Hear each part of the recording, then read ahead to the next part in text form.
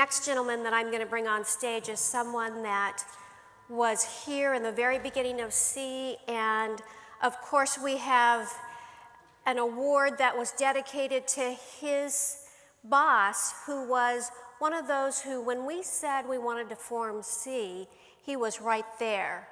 And Frank Thompson is no stranger to C at all, because he took up that torch after Dick Hall passed on. Now, Frank is the Group Vice President, Supply Chain for Parker Aerospace. Please welcome him to the stage now.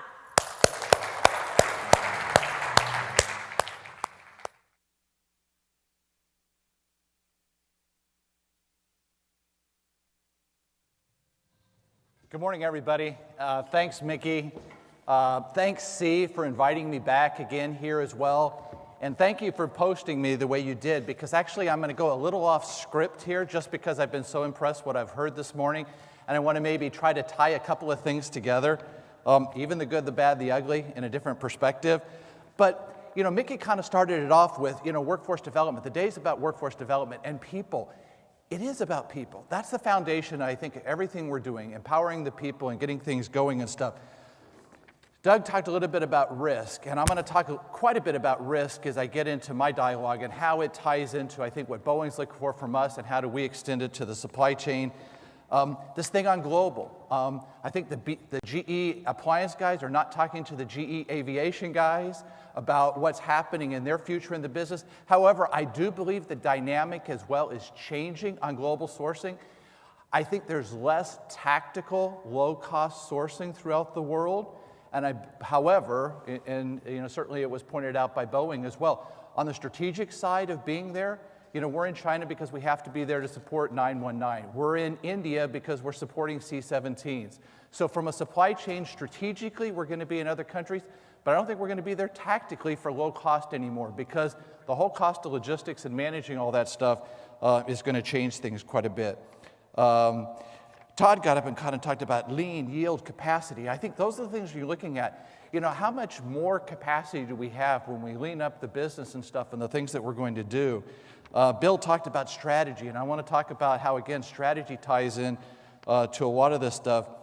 The whole MPC team, standards, appropriate metrics, I think is really important. You got to make sure, don't measure for measure's sake. Involvement is real important. The good, the bad, and the ugly. I want to put that in the context of our industry. There's a great book, if you haven't read it, it's called Clock Speed, and it puts things into perspective for us. The good for us in this is that we've got incredibly long product life cycles, right? So the good is you're on a program, you're on there for a nice long period of time. The bad part of that is that we still have, because of that extended supply chain and stuff that's all part of that for those, we got a lot of marginal suppliers that are embedded in our chain just because they're qualified in, okay? The ugly part of this is a lot of people are not going to survive.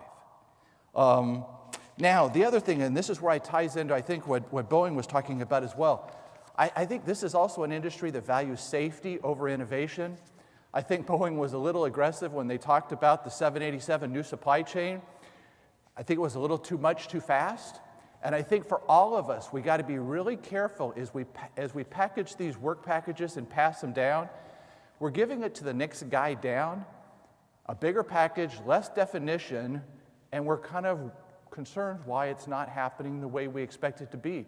I think this is really where we look at how do we manage down the supply chain is the key one that I'm going to talk to. The challenge is, I think there was a question for Boeing, is that are you taking this to the integrators? The challenge for us as one of the integrators is Boeing's coming with their flavor. Lockheed's coming with, and well, probably everybody in the audience, right? Every customer has their flavor of how you do this. So what we're trying to do is, look, this is our flavor. This is how we extend it. Let's make sure that we're comfortable with it, because it is about managing the risk through the chain. So I'm going to go quick through a big portion of my presentation on the front end. I'm going to talk a little bit about what Parker Hannafin's all about and then get back into aerospace. But I did want to applaud everybody this morning. Great presentations on the stuff that was there. Certainly, I hope our stuff ties in with that. So, I'm going to need some props.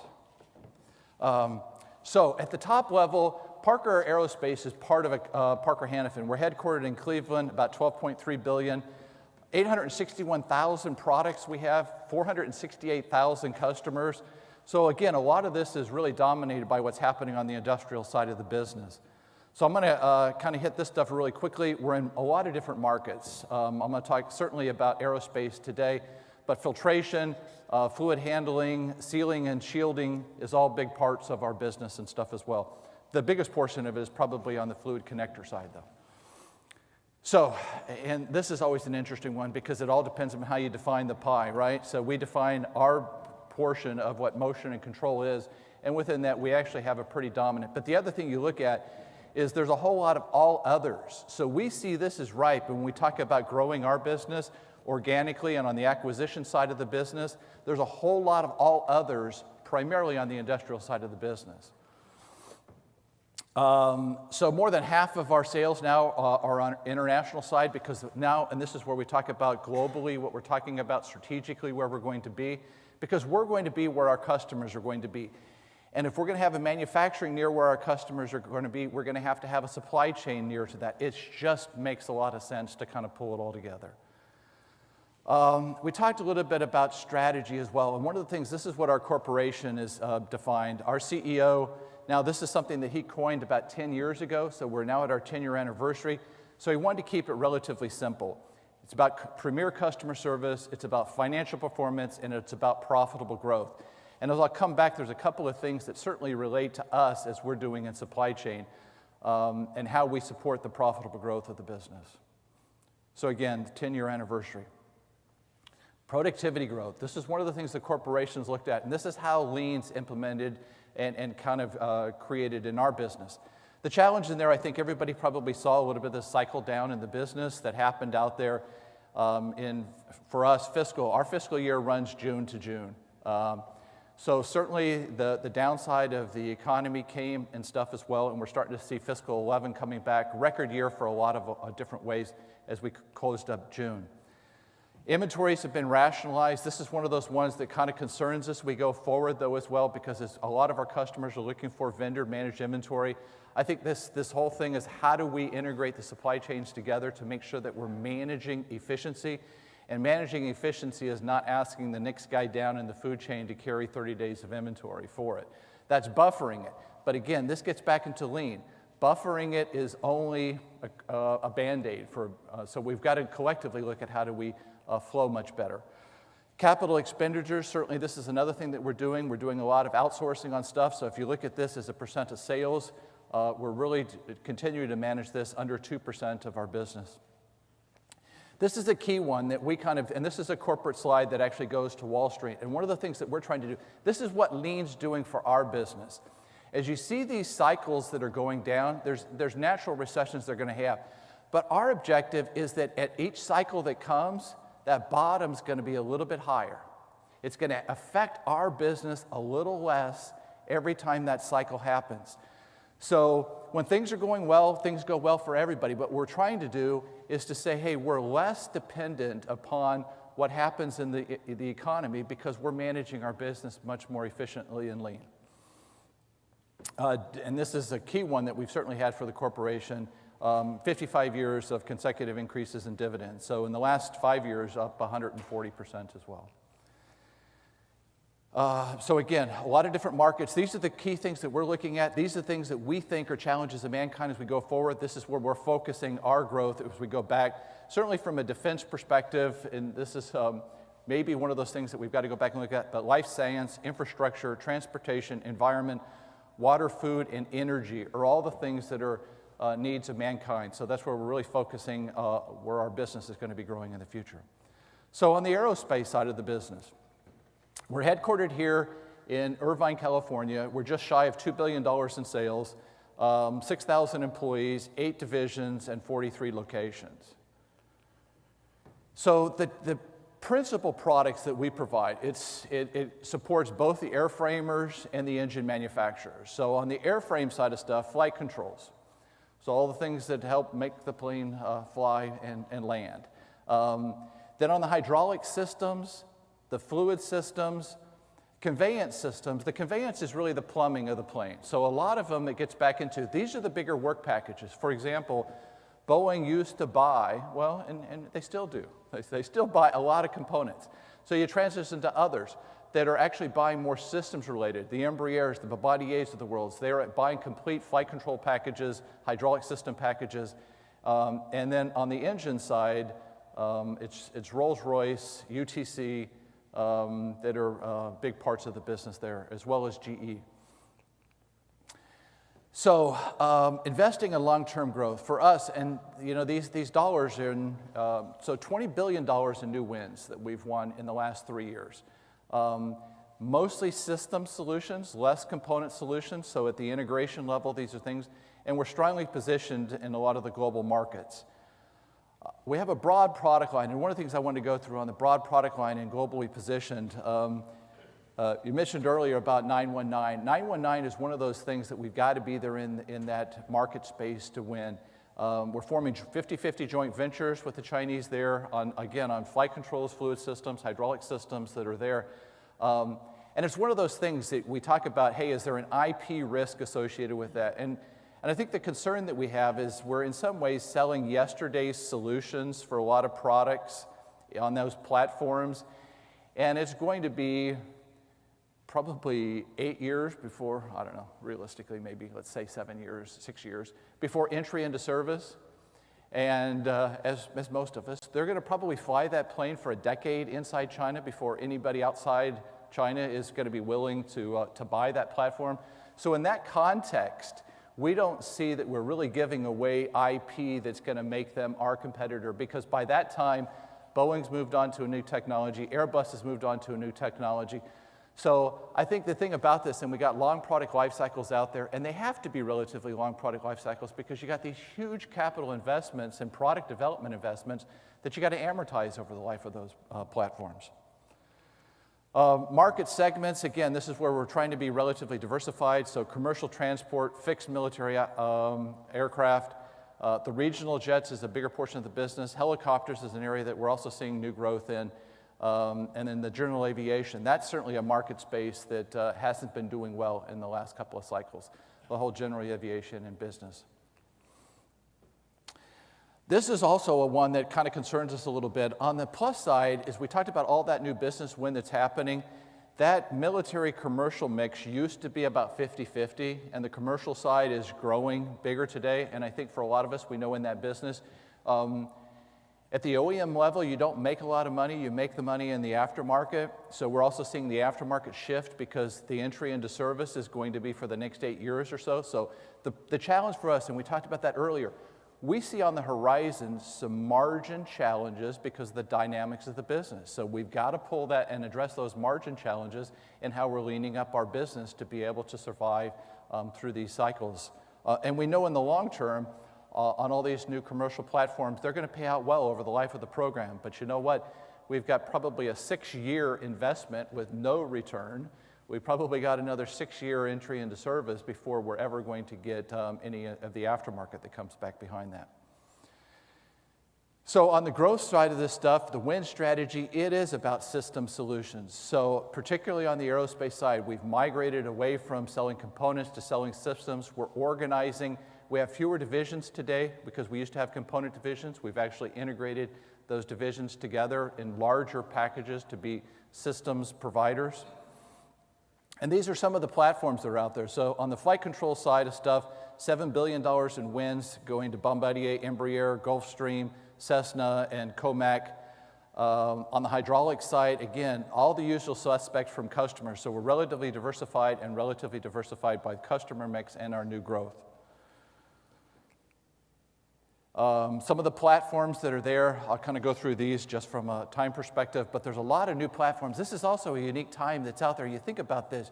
You got an A350, you got a 919 that's coming out, you got the C-Series that's coming out.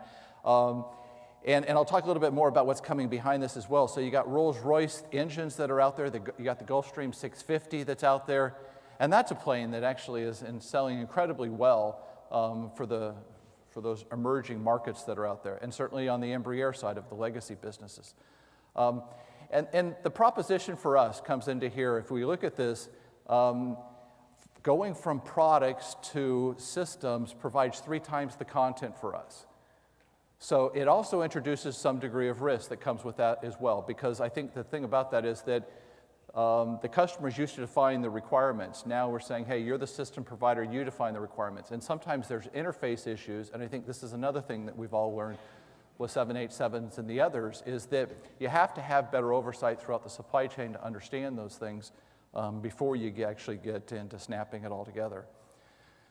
This is where we're seeing a lot of the stuff. If you look at 787, 350, the C series, the 919, that's all coming out there. So if you look at this, look at the market space for these are all new entries, right? New entries of aircrafts between now and 2020. The thing that scares the crap out of me is we collectively have to provide parts for all this, right? In addition to 737 ramping up, A320 ramping up, and everything else. And this is the question, are we all ready? One of the things we talked about last night is that several people that we're talking about, their business is growing. We saw the statistics this morning. The ones that get it are growing, they're growing their business. And I think this is the other challenge. If you're a supplier to an aerospace prime or tier 1 today, and you're not prepared to grow your business with this, you gotta say it. Because you can't be the reason why the system fails. And this is why we look at sub-tier risks that are going through this stuff. And when I talk a little bit about risk, I'll share a conversation with some Boeing commercial people yesterday that we had as well. So certainly the rate increases drive the growth that's happening in the business. So 7% forecasted compounded annual growth before any new business platforms that are out there. That we see, and these are new things that are coming, right? We've talked about this. You got 737 MAX that's coming, the A320neo that's coming. So we look at this from our perspective. These are new business opportunities we have on those just from the re-engineering, besides all the other stuff that we were talking about. Development cost as a percent of our business. This is also one of the things that happens as you go from an integrator. So we've basically doubled, as a percent of sales, our investment in new product development. This is a huge concern. This is the thing we were talking about before on the margin side of the business, right? We've given up 5 points of profit on stuff that we're not going to see any revenue for until entry into service that goes out there. So we've got to figure out how do you recover that 5% back from your business and stuff about getting lean. So this is all the things we've got. So if you're looking at taking more responsibility, with that responsibility comes different investments in infrastructure as well. I don't know if you guys are aware of this at Boeing, but this is actually a new product we're working with technology. It's not anything new. We actually released this out at the Paris Air Show, but we're working to them on integrating actually a fuel cell technology that could actually supplement or replace different parts of these other ones. It could supplement or support the APU, potable water, the fuel tank inerting, and RAB air turbine. So today we have fuel inerting that actually takes the oxygen out of the tanks and just leaves nitrogen behind.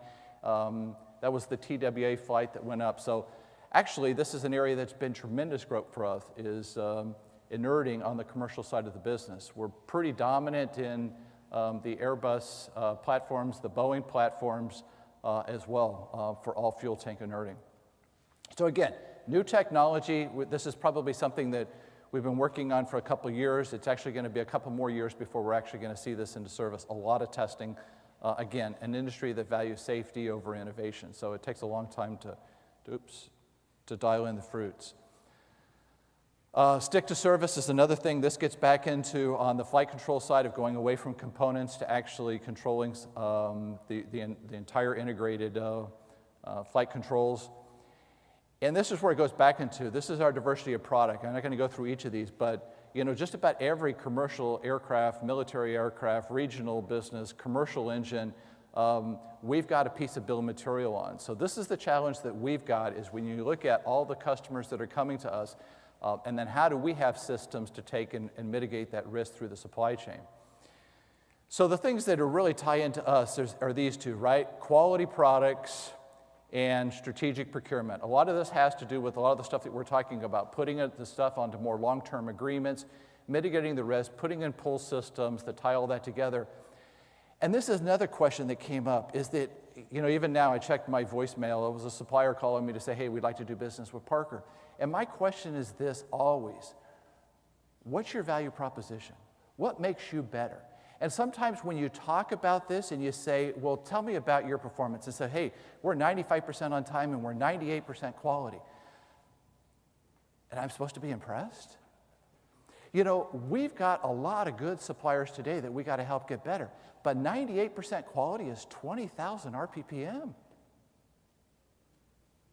We're trying to figure out how you get this thing literally less into double digits, at least into to triple digits. We got to get it less than 1,000. So when you're talking about 20,000 RPPM, you're not even in the ballpark as to what we need collectively through the supply chain to be successful.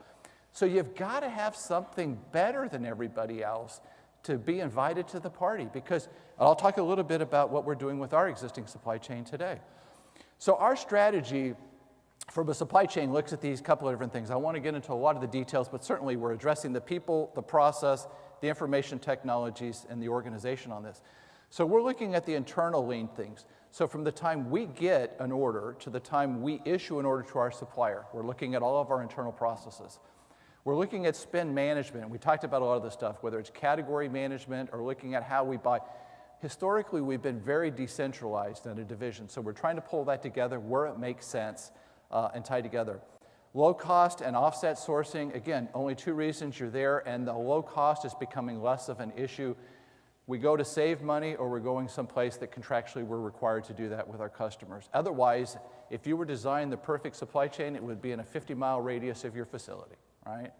So there is a huge opportunity if we can keep all that stuff here. And then risk mitigation and external lean. So this is how we're taking, and that's where I want to focus a little bit of energy on this as we go forward. So we're looking at this from a lot of different places. It ties in our lean organization, it ties in our quality organization, it ties in our supply chain management, because supply chain owns it. So we're the overall process owner, but there's other elements of this that we need to tie in. And I think one of the things we talked about, I think, Bowen, you said 70% of your bill of materials purchased, about 85% of our bill of material is purchased. And we spend a lot of time working on internal lean when 85% of our value stream is out with our suppliers. So the key thing there is, how are we collectively working on addressing that? So part of this is what we're doing from a supplier perspective. All of our suppliers are put into this 2x2 matrix. Those that have the right stuff and are performing well, we're growing. Those that have the right stuff but aren't performing well, we're putting them on improvement plans. So how do we collectively work on getting together? How do we take lean there? How do we help to engage with them, a third party, to improve their business? There's this bottom right-hand quadrant that's out there, the sustain, evaluate. These are the guys that leave us a little perplexed. These are the guys that have performed incredibly well, but they don't have succession plans for their business. They have no objectives to grow their business or anything else. So we're kind of stuck. In the short term, we're not motivated to move it. But we got to figure out plan B. So we've either got to get them to grow their business, or we've got to exit them and get that business to somebody else. So this is what we're trying to do, and everybody, and again, this gets back into, this is not personal. This is about mitigating risk in the supply chain. So very complicated here, but we look at risk from a lot of different attributes and stuff, because there's the contract flow down, there's risk, there's lean risk, there's quality risk, there's financial risk, there's how you manage your sub-tier risk. So we do an assessment at the top and say, all right, where is the risk associated with your business? And then we try to help address those things, either, again, with our resources or possibly with third-party resources. And so it's each of those elements of addressing. So risk dashboard. This is the other thing that we look at. So this is the other thing we've done from a risk. Two things we've done. We've got great support from our internal IT organization. I'll talk about one, then I'll come back to this one.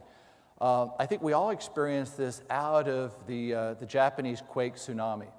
Everybody was scrambling to say, hey, do I have any suppliers there that could be affected by this?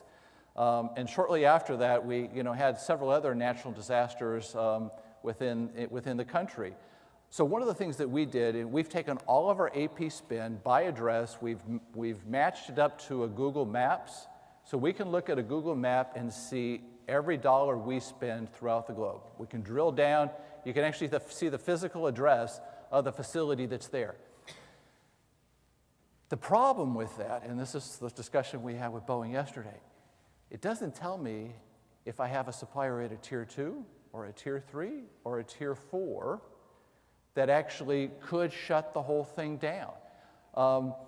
And this is what I think what Boeing's trying to address. So Boeing has actually asked us yesterday about they want us to share, and then they want to share the next one. And the problem with it today, it's on an Excel-based tool. So tell me where all your suppliers are located. And I want you to go to your suppliers to tell me where all their suppliers are located. The problem with that is it's a pretty static list, right? And we know that the world's more dynamic than that. You're going to use a different metal finisher because the performance may be different, and you may buy your raw material from a different place because it's readily available and at a lower cost. So I think, but that's what everybody's looking at, is how do we can breach out and look at where the challenges are going to be and to be able to react quickly. A good example of this is yesterday, in yesterday's paper, Dell came out, had a great quarter, but their outlook looks pretty poor.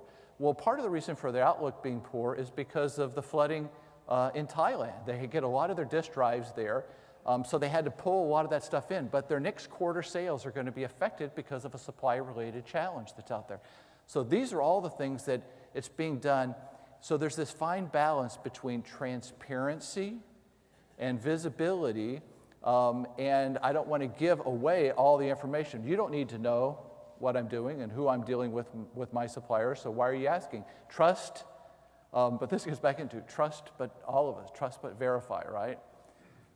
So I trust you, but I trust that you're going to do some of the right things.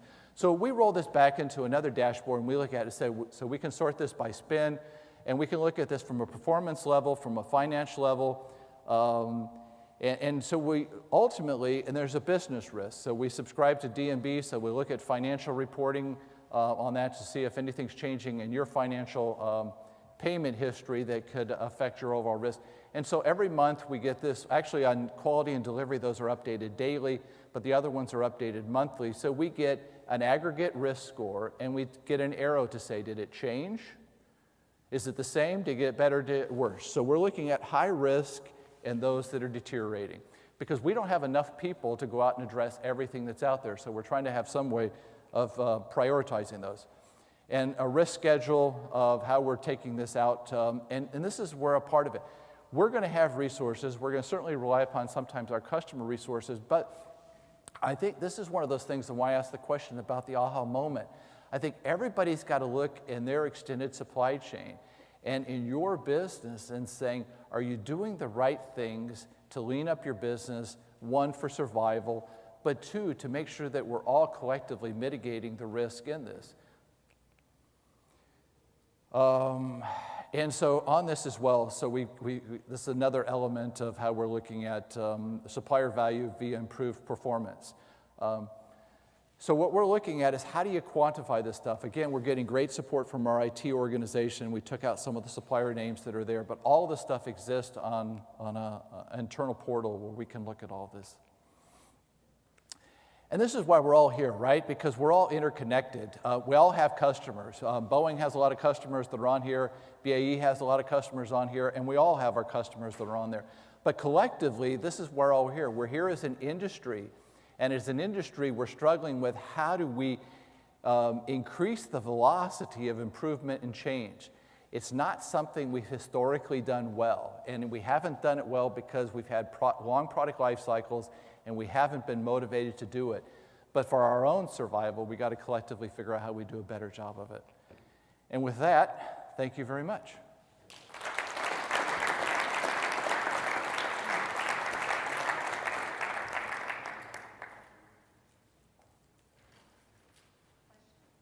Questions? Good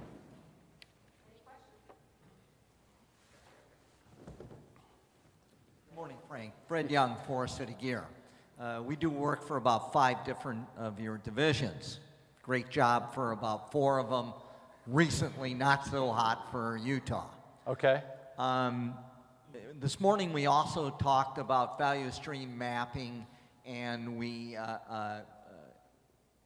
talked about help from the customer. And so one of the things that we're having problems with is we're mandated to go to certain Parker suppliers. We're in the Midwest. They happen to be on the West Coast. And if you look at that spaghetti diagram, it gets really stretched out. We need help from you guys in moving stuff to suppliers that are closer to us physically. How do we do that? Could that be NADCAP related? Because I think that's the only place where we're trying to mandate, where we basically have said, is we've rolled out and said all processes have to be NADCAP approved. So in that case, we have kind of controlled the process. And the reason we've done that, in case anybody's interested, is, well, one, we had a customer that told us to do it.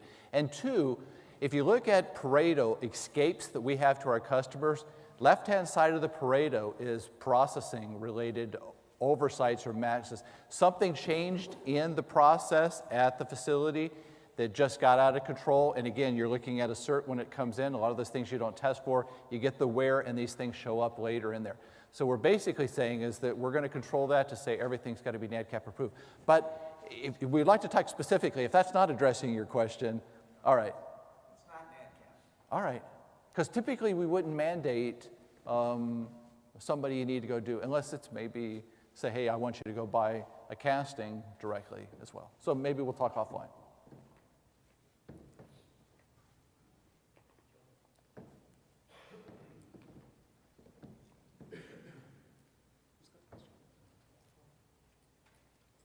Yeah, hi, Frank. This is actually a question. This has been a great three sessions here for Dan also, as well as for you, Frank, and from the point of view of BAE also, your perspectives would be very important. The three takeaways I've taken away from these discussions are this whole concept of managing down the supply chain leads to this concept of collaboration through transparency. Can I see more about what's going on? I've not heard a lot about what you're trying to do to get more transparency from the supply base. And the other part is the movement from detailed parts going into more sub-assemblies. So outsourcing more of the end-to-end assemblies leads to a critical area of traceability. What are the parts that are being used by the various suppliers? In the talks I've heard, not very much being talked about the significance and the importance of how you're going to manage the way in which these parts are being delivered to you. Do you have any thoughts about a little bit more detail on that aspect? Let me paraphrase. As we're getting to these bigger work packages, how we're doing a better job of managing kind of this migration to the new supply chain? Traceability, what's in that package? Well, this is part of the problem, and I think this is where we go back into. I think that we've decided that we're going to change the way we do stuff, and there's left definition on the front end. And the other thing that kind of surprises me is that sometimes we're passing it on because there's this perception that the next guy down is more cost-effective than we are, and sometimes they're more cost-effective because they don't have some of the infrastructure that's in place, and they don't know that they need that until they're actually right in the middle of it. And I think we've seen that. I think we've got a lot of our customers that are coming to us with the expectation. We don't have the field of people that are out working together with their suppliers like our customers do. So they expect us to do that. So I think that, and the challenge is that we're fixing and addressing that stuff. So I think it's something that we're going to continue to evolve too. But I think it's understanding up earlier if we've got questions and make sure there's good, as well as we can, I guess, definition on the scope of the requirements through whether it's preliminary design reviews and critical design reviews, if they're appropriate for those particular components, to make sure that we're not addressing those things when they show up at the back door. Does that help?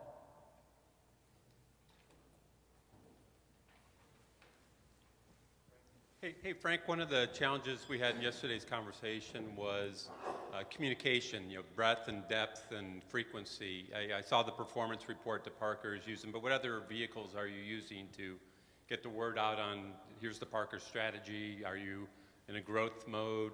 What's the, you talk about that daily, weekly, monthly, annually? Well, at a minimum annually, we have divisional symposiums. And I think part of it is, and I think it's important to have a dialogue from a couple of different perspectives. So what we'll do is we'll talk big picture. We'll have our marketing team there to say specifically what's happening in our business for them that could be appropriate for them so they can get prepared and make the right investments in their business as they go forward. And sometimes we'll have breakouts into smaller ones. And just to address things, for one of the things we started finding is that with all this new development activity that was out there, a lot of new first articles coming in, and most of the first article failures were paper related, not product related. So we had a little workshop that said, hey, these are the things that we need to kind of define to make sure that we're addressing those things that are common arrows that come up. I think the other thing we do if we have a particular product launch, we'll get in probably, and again, this gets back into you can't invite everybody, but the unique A item suppliers, we'll get them involved in a program to say this is product launch, this is where we're going, this is what it's more specifically about. We've talked about supplier councils and stuff. That's something that we still debate and talk about. The challenge is, I think in today's environment, everybody's busy. So communication's important. We have through our portal where we can actually communicate on a frequency basis. So if a message comes in from the supplier through the portal, it's actually flagged to say you got something queued. So it's outside the traditional email system, but it's in the portal that we can kind of dialogue back and forth on a regular basis as well.